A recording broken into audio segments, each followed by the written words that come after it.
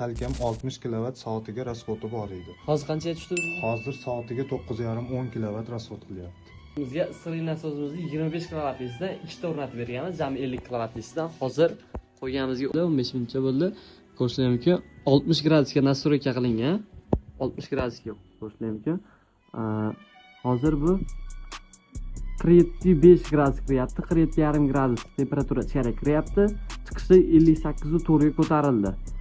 Rasxotlarni ko'rishingiz mumkin, rasxotlarni ko'rsataman. 181 kW kechagi zap. Kechagilik ko'rishingiz mumkin. Hozir tepaga o'rnatilgan, qanaqa holatda o'rnatilganini ko'rsataman. Elektr kotyolning miyasi bu oldingi holatda qanaqa rasxot qilgan-ki? Bu 120 kW elektr kotyol, 18 kW tendan 6 ta bor.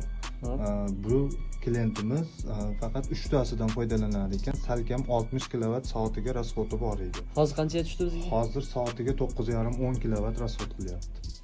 Ko'rib turibsizlar, issiqlik nasosimizni qanchalik tejamkorligini. Tomiga o'rnatganmiz, tom qismiga. Suvini hamma yoqqa sochiramaslik uchun bunaqangi akkuratni qilib, soyada qilib yig'ib qo'yilgan, bitta joyga tushib ketish uchun. Ko'rib turibsizlar, 25 kW dan ikkita qo'yilgan, jami 50 kW.